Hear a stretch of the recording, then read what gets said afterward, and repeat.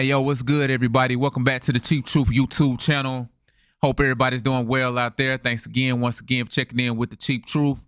On today, we are going to be diving into this story out of Frisco, Texas, man. So unless you've been living under a rock, you have heard about the stabbing that occurred at a high school track meet in Frisco, Texas, man. So Karmelo Anthony, young black male, ended up stabbing and killing a white male by the name of Austin Metcalf.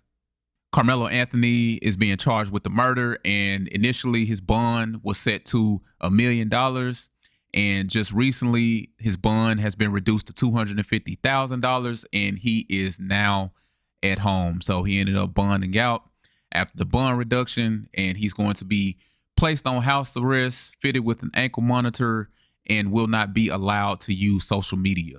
So yeah, this particular case right here has produced a decent amount of, how you say, racial tension in this country at this point, as if we could use some more of that.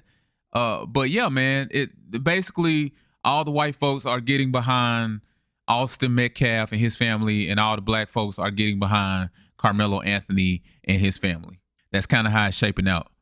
So either you believe that Austin Metcalf was really a victim in all this, just an innocent victim, and Karmelo Anthony was just an angry black kid who woke up one morning and put a knife in his backpack and just decided that, okay, you know what, I'm going to just go off and I'm going to stab somebody today. I'm going to catch me a body today. So either you believe that, or you're on the side of Karmelo Anthony and you believe that this really was a case of self-defense. It's a lot of theories floating around on the internet that, you know, Austin, I mean, I don't know how true this is. This thing about the internet, and especially with like AI, and then you got Photoshop and all this shit. Like, it's easy to make something so false seem so true. So you just never really know what to trust up and down your Twitter timeline.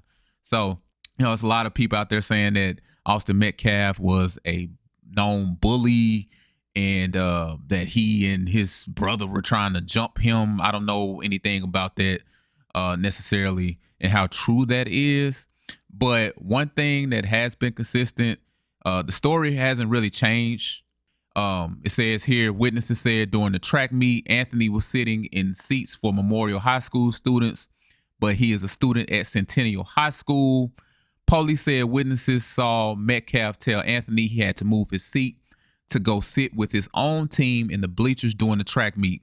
One witness told police that after being told to move, Anthony reached inside his bag and told Metcalf, "Touch me and see what happens." The witness said Metcalf touched Anthony, then allegedly grabbed him.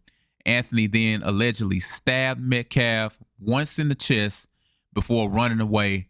Metcalf then died. Anthony told officers at the scene he was assaulted first and acted in self-defense. So that's pretty much how things went down, according to all the witnesses. And I must say, bro, just like my reaction to all this is that this story is just very sad. This is a very sad situation because you look at it and you're just like, what was this really all over? You do realize that this happened at a high school track meet. Okay, a school-sponsored event. This didn't happen at, it's one thing if this happened at the club down the street, right? The Hole in the Wall, Club Millennium, Club Roxy, or some shit like that. This happened at a school event where everybody's supposed to be having fun and just competing, right? Regardless of what side you're on, regardless of who you support, whether you support Austin Metcalf's side, whether you support Karmelo Anthony and his defense claim, this is all just sad because that young man lost his life, and now Karmelo Anthony, his life, he may end up losing all of his life if he ends up getting convicted and ends up going to jail forever. And regardless, his life is going to be affected by all this, even if he is proven innocent. Just going through this whole process and going through all of the you know, I'm pretty sure they get a lot of threats, and his name has been in the media and all over the news. He's going to be forever affected by this. And he's a young man too. I didn't get his exact age, but I know he has to be around. I mean, he's in high school, so has to be around the same age, 17, 18, something like that. But this is just my problem with this and how a certain segment of the population is responding to this story and to this case, I'm a man of consistency. I'm pretty sure everybody that's listening to this, we all love consistency. We want consistency from our partner. We want consistency from our friendships. We want consistency from our jobs, from our food, our favorite restaurants. We want them to be consistent. We love consistency. So I'm going to just need for y'all, and y'all know who y'all is. And if you don't know, the shoe fit, wear it. If the roles were reversed and Austin Metcalf had stabbed Karmelo Anthony, all of y'all would be saying, well, if he didn't want to get stabbed, well, he shouldn't have touched him. Austin has every right to defend himself. What are you guys talking about? It's obvious that he was defending himself from this angry black kid who wanted to do harm to him. Like, y'all know that the energy would be a whole lot different, man. It's just like this whole cause and effect thing that they have where if you wouldn't have done this, well, this wouldn't have happened to you. So Eric Garner, if you wouldn't have been selling loose cigarettes, well, that police officer wouldn't have choked you out in front of everybody in broad daylight. And George Floyd, what they like to say about George Floyd, well, George Floyd was on fentanyl. Well, he was on fentanyl. And, you know, if he wouldn't have been on fentanyl and had nothing to do with Derek Chauvin putting his knee on his neck for 9 minutes, had nothing to do with that, right? It was all because of fentanyl. And if Walter Scott had just, if he wouldn't have been running the other way from that police officer, well, he wouldn't have got shot in his back 5 times. It's just like with that Kyle Rittenhouse situation. Remember when all that popped off and how the media was trying to make him out to be this super sympathetic figure and how he was a patriot? That's what they were saying. Yeah, he was a patriot. He was so patriotic what he did and going up there to defend the people with an AR-15, right? And apparently, I guess it's okay for a 17-year-old to have an AR-15, but it's not okay for a 17-year-old to have a knife on him. And I got to say this too, man. One of the things that I'm really getting tired of, I see this in a lot of the comments, and matter of fact, as Karmelo Anthony was walking out from being released from jail on bond, one of the reporters asked something along the lines of, well, why did you have a knife? Why did you bring a knife to the track meet? Can we stop talking about that like he bought a goddamn Uzi? Like, bruh, it's a difference between, like, it's just a knife, bro. Like, it's a pot. Like, bro, people walk around with knives all the time. You probably got a knife, little pocket knife that you walk around with. I do too. Doesn't mean that I'm on anything. Doesn't mean that I want to cause harm. Doesn't mean that I have it because I just want to stab somebody today. No, doesn't mean that at all. So let's stop acting like he was walking around with a machete or something. Yeah, man, I'm not here to say that he's innocent. I'm not here to say that he's guilty. I wasn't there.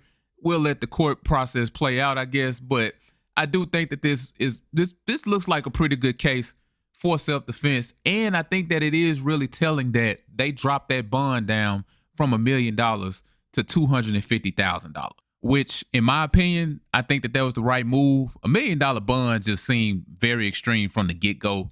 And you usually see that with like capital murder suspects or people who have done something very egregious and very heinous. And most of the times it was probably premeditated. So I think that was the right decision. But from all indications, man, seems like Karmelo Anthony was a pretty good kid. You know, 2-parent household.